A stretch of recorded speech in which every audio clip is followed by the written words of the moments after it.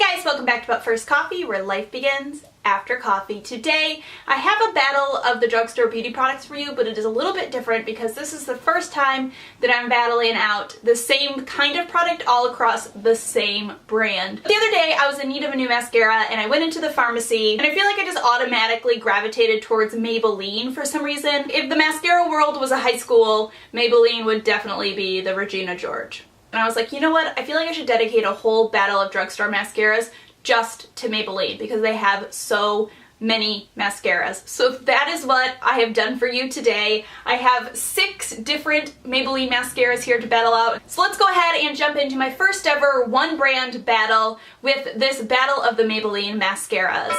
Okay, first up we have the Maybelline Volume Express Mega Plush. This stuff costs $7.50 and offers a unique formula in the sense that it's supposed to be a gel mousse with 40% less wax. The wand is a very plush bristle brush. This formula is on the drier side, so it definitely takes a little more time to build up, but it really adds nice volume as you go, and it gives a really nice sort of plush look, like it says. The wand is a little tricky to work with because the size is so large and the shape, and I find it a little hard to apply it without getting some on my eyelid a little bit. The formula is nice and it lasts throughout the day with no additional smudging after the initial application, and it washes off fairly easy. Overall, it's a nice mascara. It gives a nice wispy look to your eyelashes, but it is a little bit messy to apply.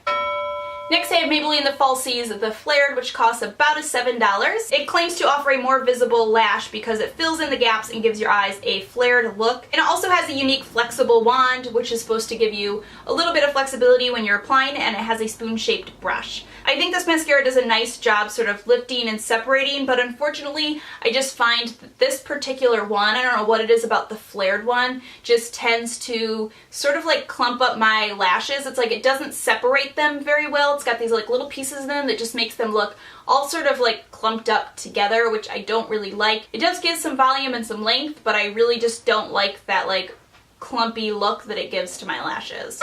Next, let's do Maybelline the Rocket, which costs $7.50. It's supposed to give intense volume and length. It has a micro bristle brush that's designed to help load on sleek volume without clumping. To me, this is a great mascara for length. I think the small bristles really help to lengthen and separate your lashes. It doesn't offer tons and tons of volume, but it definitely does give your lashes a pretty good amount of volume. What I love about this mascara, it is just a super fast mascara to use. You don't have to add tons of coats to get the desired look you want. You can easily get away with 2 coats and you've got a really nice separated look. You've got some volume, you've got some length, and it was really easy. I feel like some of these other mascaras you really have to work at it to build it up, and this mascara is not that way. Overall, I think you get a really great look.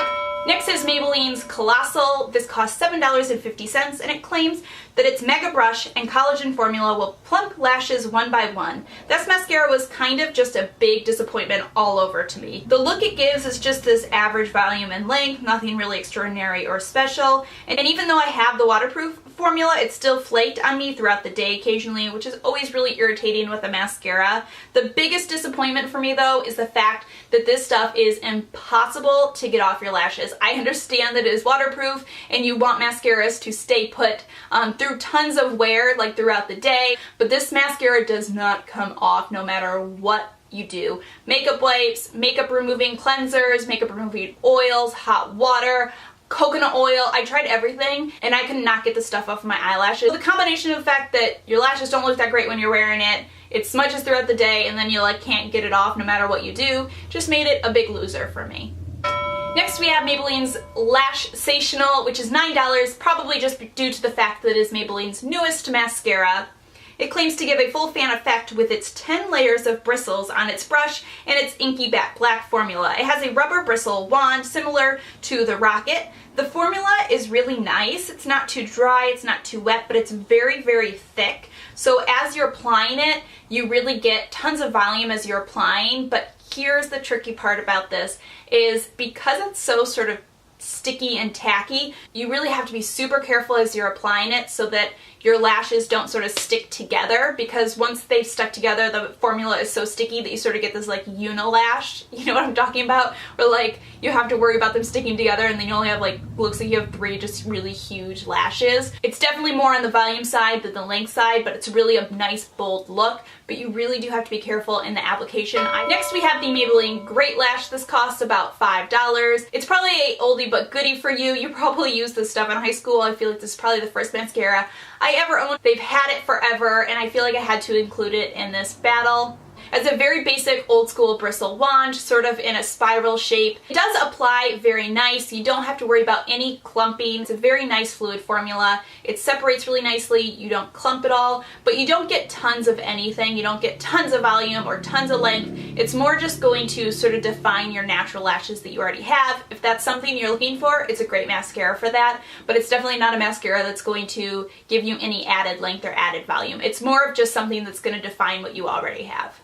Alright guys, that does it. That was all of the 6 mascaras getting applied, sort of what I thought about them. So now I feel like we can talk about who's the winner. In my mind, the 2 that were obvious losers were the Great Lash and the Colossal. The Colossal I just hated in general, like I don't even ever want to see that mascara again. The Great Lash isn't necessarily awful. If you want just like a really simple, easy mascara that's just going to lightly tint your eyes, give you a tiny bit of volume, this isn't bad. But in general, it doesn't really do a lot. It doesn't give tons of length, tons of volume, so that one also a loser in my mind. The next 2 that have to go would be the Falsies Flared and the Mega Plush. Usually I buy the Maybelline The Falsies, just the original one. Tons of tubes of that and loved it. So I don't know if this flared one is really like just that much different, but I just really didn't love this because I found that it just sort of clumped up. And I was really surprised just because the original Falsies I really do enjoy. See ya.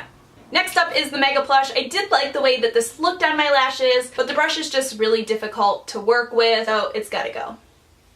That leaves us with these 2. We have the Rocket and we have the Lash Sensation. These 2 are pretty closely tied. The Lash Sensational, I feel like, gives my lashes the look that I want the most, but that formula is very tricky to work with. You have to be really careful or you're going to get a clumped up look. And then the Rocket, I get a little bit less volume than I want, but I love this stuff. It is definitely, out of all these mascaras, the fastest one to apply. I guess if I really had to choose between these 2, I would probably go with the Rocket just because it is much more low maintenance. This is a more high maintenance mascara in the sense that you have to be really careful when you apply it. So those are my winners. Definitely let me know in the comments down below which mascara you guys thought was the winner. As always with these battles, I'm giving away your winner of choice to one of you, so just check the down bar for information about that giveaway. In the down bar there's also links to all of my social media if you want to follow me. I am a huge Instagram obsessor. I post so many pictures over there and it's my favorite way to just sort of like chat with you guys. I like asking you questions. I'm also a huge Snapchatter right now. I'm always adding just pictures of like my day-to-day life to my stories. So if you want to see that, there will also be my Snapchat username in the down bar. But that does it for today's video. I really appreciate you guys stopping by and watching. I hope you're all having a fantastic day, and I will see you all in my next video.